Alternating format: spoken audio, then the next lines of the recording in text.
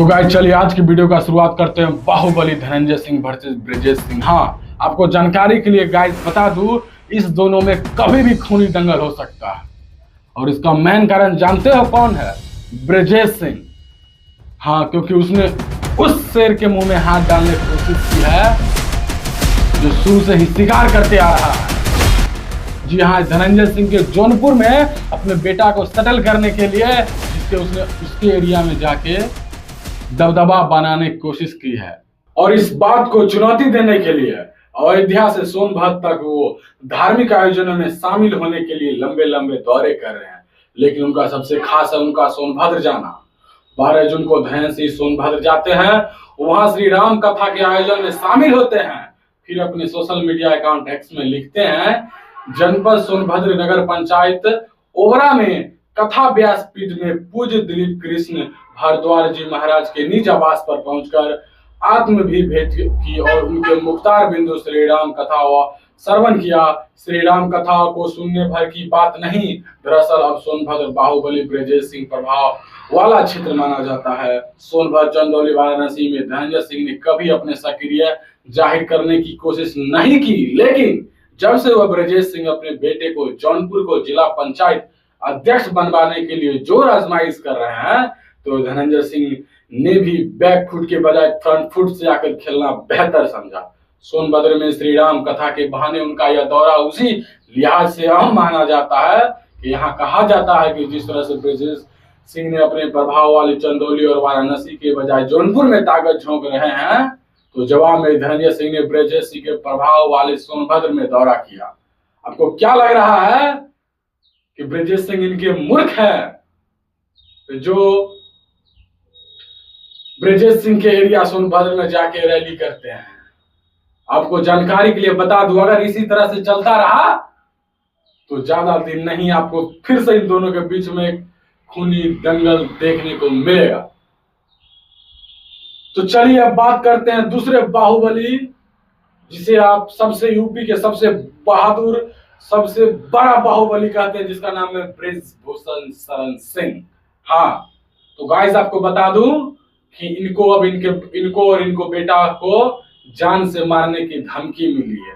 हाँ, आपने सही सुना, अब इनको लग रहा है कि इनका दबदबा खत्म होने जा रहा है।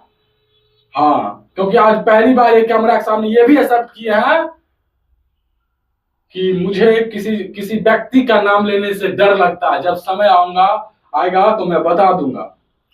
देखिए, अगर मैं सत्य बोल दूंगा तो बहुत परेशानी में आ जाऊंगा, क्योंकि वो बहुत बड़े लोग हैं। अब सोच लो गाइस, इतने बड़े बाहुबली भी अब डरने लगे हैं। चलिए पूरा मामला क्या है आपको विस्तार से बताते हैं। ब्रिजभूषण शरण सिंह, उनके विधायक बेटे प्रतीक भूषण को जान से मारने की धमकी मिली है। आपको बता दें कि 2-4 दिन पहले प्रतीक के फोन पर राजस्थान से एक कॉल आया था और उसने अपने विधायक से कहा, खुद को बचा सकते हो तो बचा लो। फोन करने वाले यह भी कहा कि बाप बेटे को मारने का इंतजाम हो चुका है, बच सको तो बचा लो। इन मामलों में विधायक प्रतिनिधि अजय ने बाकायदा कोतवाली में तहरीर भी दी है। अब जिस तरह से ब्रिजभूषण लगातार चर्चाओं में रहते हैं, अपने बयानों को लेकर चर्चाओं में रहते हैं, और हाल ही में जब अखिलेश यादव ने राम मंदिर के दान चोरी का मुद्दा उठाया था, यह कहा था कि दान चोरी हो रहा है, और उनके बाद तमाम तरह के उनके ऊपर प्रतिक्रिया भी आई। कई ने उनका समर्थन किया, कई ने उनका विरोध किया, लेकिन अब जब से यह मामला खुलकर सामने आ रहा है और लगभग कंफर्म हो रहा है कि राम मंदिर में चंदा चोरी की जा रही है, तमाम तरह के लोग उनके ऊपर शिकंजा कस रहे हैं, एसआईटी का गठन हो चुका है और इस तरीके का जो मामला देखने को मिल रहा है। और जहां तक बात रही ना, ब्रिजभूषण डर गए हैं, तो चलिए ये डर का मामला आपको बता दी कि ब्रिजभूषण किस बात पे डर रहे हैं। कुछ लोग तो ये भी बोल रहे हैं कि ब्रिजभूषण को चंदा का हिस्सा नहीं मिला, इसी वजह से वो इनके खिलाफ है। अगर ब्रिजभूषण सिंह, आपसे पूछना चाहते हैं कि ब्रिजभूषण सिंह इतने ही धूल के धुले हुए हैं, तो उनको अगर वो बोल रहे हैं तो उनको जानकारी है, तो उन किसी का नाम क्यों नहीं बताते?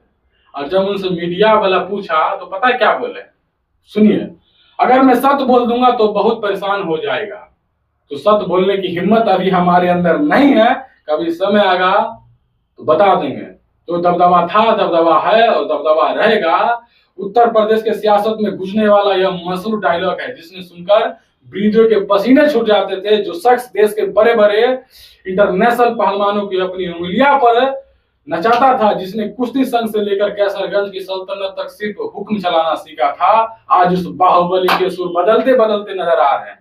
आज वो बाहुबली सहमा हुआ है, डरा हुआ है और खुद को बेचारा विभीषण बता रहा है। जी हाँ, हम बात कर रहे हैं कैसरगंज के पूर्व सांसद बीजेपी गद्दावर नेता बृजभूषण शरण सिंह की, जो नेता कभी साम दाग दंड भेद सबसे बड़ा उसाद माना जाता है। आखिर आज वो किससे डर गया है? क्या योगी का बुलडोजर उन्हें सामने से डरा रहा है, या फिर अमित शाह के ईडी और सीबीआई का खौफ है? आखिर क्यों जो नेता 15 दिन तक गोंडा से गायब रहता है, वो वापस आकर कहता है कि मैं बहुत कमजोर आदमी हूं, सत्य बोलूंगा तो परेशानी में पड़ जाऊंगा। नमस्कार, अब बताइए, जिस आदमी का इतना पॉलिटिकल पावर हो, इतना दबदबा हो, वो आदमी इस तरह का बयान दे रहा है, आपको क्या लग रहा है, क्या मामला हो सकता है? क्या सोचते हैं इस पे? जिसके पीछे इतना सत्ता में हो ना हो, सपा से हो, किसी भी पार्टी से होने के बाद भी वो नहीं डरता है, आज वो चंदा चोरी के मामला में क्यों चुप है और क्यों बोला है कि मैं डरा हुआ हूं, असहज हूं? आखिर क्या मामला हो सकता है? क्या बृजभूषण सिंह डर गए? मुझे जहां तक लगता है कि बृजभूषण से ज्यादा पावरफुल तो शायद ही कोई है यूपी में। अगर वो किसी से डर रहे हैं तो मिनिमम वो दिल्ली से कनेक्शन, यूपी तक तो नहीं ही होगा, क्योंकि बृजभूषण के पास ऑप्शन भी है पार्टी चेंज करने का। चलिए अब बात करते हैं एक और superstar, power star Pawan Singh के। हाँ, पवन सिंह का शो हो और बवाल ना हो, ये कभी हो ही नहीं सकता। जब से एमएलसी बने हैं उनके लिए बहुत छोटी पद है, और उनके शो में देखिए किस तरह से मारपीट हुई है, कपार फोड़ दिया गया है, दारू पी के स्टेज पर एकदम प्रधानमंत्री बनाए, देख रहे किस तरह से। पहले वीडियो देख लीजिए। हम सोच रहे हैं पवन सिंह, चलिए जहां तक मेरे साथ लगता है कि पवन सिंह बहुत गलत हो रहा है, और इसकी जिम्मेदारी खुद है। जितना बड़ा ये पावर स्टार सुपर स्टार है, उनके लिए पहली बात एमएलसी बहुत छोटी चीज है, और जहां तक ये अपना अस्तित्व भी खो रहे हैं। क्यों, कैसे, क्या, चलो एक 2 मिनट में समझाता हूं आपको। भरत तिवारी वाला केस पता ही होगा, पूरा दुनिया का लोग आवाज उठा दिया, पूरा भारत पूरा एक पैर पे खड़ा हो गया। तब पवन सिंह का ट्वीट आता है, बयान नहीं आता है, ट्वीट आता है कि उनके साथ न्याय होना चाहिए, ऐसी ऐसी घटना हो गई है, समाज के लिए आवाज उठाने वाले थे। पवन सिंह आप एमएलसी है, आप ही वो व्यक्ति हैं जब उसके क्षेत्र में बाढ़ आया था तो आपने बांस और तिरपाल भिजवाने की काम किया था। आज किसी गलत भगत सिंह जैसे वीर युवा पर उसके साथ गलत हो गया तो आप बस लास्ट में ट्वीट कर रहे हैं। आपको वहां जाना उचित नहीं समझे? अब क्या लग रहा है पवन सिंह का ये चुप्पी क्या दर्शाता है? क्या उनके पावर को विरासत में डुबाता हुआ नजर आ रहा है कि नहीं? अपनी राय कमेंट दे दे। क्या ये बात पवन सिंह को ये काम शोभा दे रहा है?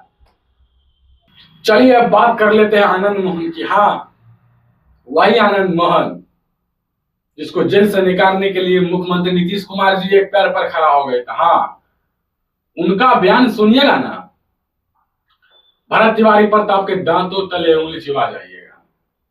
हमको समझ ही नहीं आया कि बीजेपी में है कि नहीं है, आखिर किस तरह का राजनीति करते हैं। इनका बयान जरा सुनिए कि किस तरह का वो भरत तिवारी पर बयान दी है। लोकतंत्र में रिवॉल्वर लहराने का भी सार्वजनिक उसमें किसी को हक नहीं। उनका कहना है भरत तिवारी पर कि लोकतंत्र में रिवॉल्वर लहराना इस सार्वजनिक जगह पे सही नहीं है। आनंद मोहन जी, हम ये कहना चाहते हैं ये तो सही नहीं है, बात तो सही है। क्या कोई व्यक्ति अगर सिलेंडर करने के बाद उसका इनकाउंटर कर दिया जाता है तो क्या ये बात सत्य है? ये मैं बात आपसे पूछना चाहता हूं। ये सवाल मेरा आपसे रहा। ठीक है, व्यक्ति ने गलती किया, रिवॉल्वर लहराया, लेकिन उसका नैरेटिव, उसका मोटिव क्या था? किसी को जान मार देना, किसी पुलिस की हत्या कर देना नहीं ना। उस समाज को हक दिलाना चाहता था जिसका वो जिम्मेदार है, जिसका उसे जो हक चाहिए। अब ऐसे व्यक्ति पर बोल रहे हैं सार्वजनिक जगह पिस्टल नहीं लगाना चाहिए। बिना पिस्टल के आदमी सुनता तक नहीं है। वही जमनिया गांव डूबते डूबते रह गया, कितना लड़ाई लगा, तब जाके उसको ठीक से बिजली पानी मिला। चलिए, आप इस आनंद मोहन के इस बात पर क्या सोचते हैं? क्या ये अपने आप को जो बोल रहे हैं रिवॉल्वर लहराना सही में अपने अपने कितने दूध के धुले हुए हैं, ये भी जरा कमेंट कर देना। चलिए, एक शेर की बात कर लेते हैं, हाँ, जिसे आप राजन तिवारी कहते हैं। मानना पड़ेगा कि यह व्यक्ति शेर है। जीतन राम जो मांझी वहां गए हैं और बोले हैं कि सही हुआ, इनकाउंटर होना चाहिए, एक शेर जैसा बेटा किसी माँ ने पैदा किया, उसका नाम है राजन तिवारी। ने साफ शब्द में बोला है कि जीतन राम मांझी जी, जरा अपना गला साफ कर लीजिए। बुजुर्ग आदमी जिसका पैर कब्र में लटका हो, वह व्यक्ति अगर किसी घटना को इस तरह से बोलता हो, किसी व्यक्ति के विषय में इस तरह का बयान देता हो, वो व्यक्ति को राजनीति छोड़ देना चाहिए। सरकार से उनको राजनीति से उनको संन्यास लेना चाहिए। राम मांझी जी क्या बोले मैं तो सुना नहीं। अगर ये बात वो बोलते हैं तो वो सठिया गए हैं। बुजुर्ग आदमी जिसका पैर कब्र में लटका हो, वह व्यक्ति अगर किसी घटना को इस तरीके से बोलता हो, किसी व्यक्ति के विषय में इस तरीके से बोलता हो, तो वह व्यक्ति राजनीति के काबिल नहीं है। उनको राजनीति छोड़ करके अब सरकार उनको संन्यास लेना। जो व्यक्ति अपना दामाद को, अपना बेटा को, सास को, ससुर को, सबको सटल करने में लगा है, उस आदमी का सोच ऐसा ही हो सकता है। चलिए, आप लोग क्या सोचते हैं इसके बारे में कमेंट कर देना। चलिए, अब बात करते हैं शहाबुद्दीन का। हाँ, तो गाइस, जिस तरह से शहाबुद्दीन का राज खोले हैं राजन तिवारी, आपको सुन के शौक लग जाएगा। ये बोले हैं, मैं जिंदगी का पहला ऐसा मुसलमान देखा हूं जो जेल में बैठ के रामायण, गीता, महाभारत तीनों पढ़ा करता था। हम लोग सब एक ही बैरक में रहा करते थे। वो 4 बार के सांसद, 2 बार के विधायक हुआ करते थे। उसे इंडिपेंडेंट भी जीता है। जरूरी नहीं है कि लालू प्रसाद यादव के ही नाम पे वो जीता। अगर उसके अंदर काबिलियत था तभी लालू यादव ने उसका हाथ थामा था। That's power of Shahabuddin. वो बोले कि जेल में हम ऐसा मुसलमान को देखे थे जो शिक्षा के प्रति, एजुकेशन के प्रति, स्टेडियम के प्रति, स्पोर्ट्स के प्रति, अपने क्षेत्र के प्रति अच्छा मन, विकास की बात के लिए विषय में सोचते रहते थे। अपने क्षेत्र के विकास की बात किया करते थे। और सबसे यही इसमें एक यूनिक लगा उनको, खास बात, कि वो हिंदू मुसलमान होके रामायण, गीता, महाभारत पढ़ा करते थे।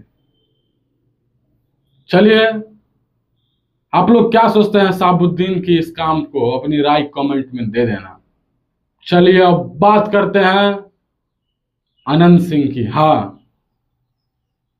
बड़ा जब से इनका एक्सीडेंट हुआ, तो गाइस जिन्हें भी जानकारी न होगा उनको बता दो, हाल ही में उनका 3-4 गाड़ी एक साथ एक्सीडेंट हो गया, लेकिन फिर भी वो बच गए, उनके गाड़ी में कुछ नहीं हुआ। बहुत दिन से वो नजर नहीं आ रहे थे मीडिया में, अब हाल ही में अब नजर आए हैं जेडीयू के ऑफिस में। जो बहुत सारे बड़े बड़े दिग्गज नेता पहुंचे हुए थे। जेडीयू के राष्ट्रीय परिषद और राज्य परिषद की बैठक बुलाई गई थी। बैठक में तमाम जो लोग जेडीयू के बड़े बड़े नेता है, सभी लोग मौजूद थे और इस बात पर चर्चा हो रही थी कि जेडीयू पार्टी को कैसे मजबूत किया जाए, नीतीश कुमार की विचारधारा को कैसे जन जन तक पहुंचाना है, नीतीश कुमार का जो काम काज हुए हैं उनको कैसे लोग तक बताना है, पहुंचाना है। इसको लेकर बैठक जो बुलाई गई है, संगठन में बड़े बड़े बदलाव भी हो सकते हैं। नीतीश कुमार को लेके काफी दिन बाद किसी बैठक में अनंत सिंह नजर आए हैं, लेकिन बोले कुछ नहीं है। अगर वो कुछ बोलते तो मीडिया में लाइमलाइट में आ जाता, लेकिन कुछ बोलने से वो कटे हैं। आखिर क्यों? आप लोग क्या सोचते हैं इसके बारे में? चलिए अब बात करते हैं बाहुबली अपराधी, क्या आप लोकप्रिय है जिसे आप कहते हैं लॉरेंस बिश्नोई, गैंगस्टर, जो भी कह सकते हैं इनको। इनके नाम का आकर बहुत राजनीति हो रहा है। बेचारा जितना जेल में है उससे ज्यादा इसका चर्चा बाहर में होता है। हाल ही में लालू प्रसाद के लाल तेजस्वी यादव के राम, अनुष्का यादव की पत्नी, धर्म पत्नी, ई में हम कंफ्यूज हैं। वो जब बोले कि मेरी पत्नी नहीं है अनुष्का यादव, कोई नहीं है, फिर पोस्ट भी कर देते हैं कि 12 साल से रिलेशन में थे। अब फिर क्लियर करके बोलते हैं ऐसा कुछ नहीं है, गलती से पोस्ट हो गया था। और हाल ही में वो गए हैं उनके घर, उनसे अपने बेटी से मिलने के लिए। जब आपका रिलेशन ही नहीं है, खून ही नहीं है, तो क्या जरूरत था मिलने का? और उसमें भी जबरदस्ती, जब उसका गेट लॉक था, आप जबरदस्ती अपने घर में घुस के धमकाने की कोशिश की है।